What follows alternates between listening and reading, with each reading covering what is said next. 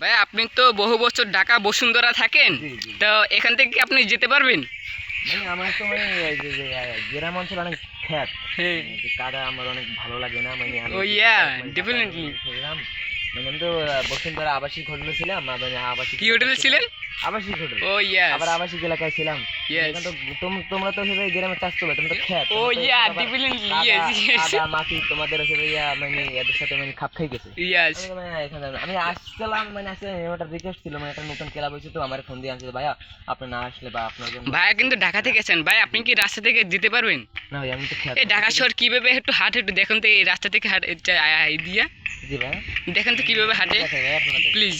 মানে আমার তো কাদা ডিসকাস্টিং ভাই, আমার তো ভালো ও লাগছে। ভাই প্লিজ আমাদের একটু দেখান না ঢাকা শহর কিভাবে হাঁটে। তোমাদের শিখেছে, তোমরা শিখে তো তোমরা এগুলার কপি করে ছাড়বা, মানে আমার তোমরা এই যে মার্কেট খাই ফেলবা ভাই। ও ইয়েস, ভাই কিন্তু ঢাকা থেকে আসছে, হ্যাঁ? জি ভাই, একটু হাইটে দেখান না প্লিজ। তোমরা কান্দে নিয়ে যান, খুশি হতাম ভাই। ভাই একটু হাইটে দেখাও তো।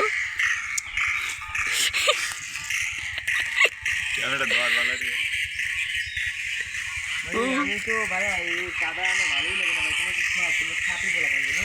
ইয়েস। এই হিসাব এলাকাতে তোমরা মারি ছিল কোনো কিছু করছি, মানে তোমরা মানে আমার এই কাদা করে ভালো লাগে না। অবশ্যই কি আপনি রাস্তার এফআইআর পৌঁছতে পারছেন? জি ভাই, হ্যাঁ, আপনার অনুভূতি কি? অনুভূতি ভালো লাগতেছে, অনুভূতি তোর মায়ের বিয়ে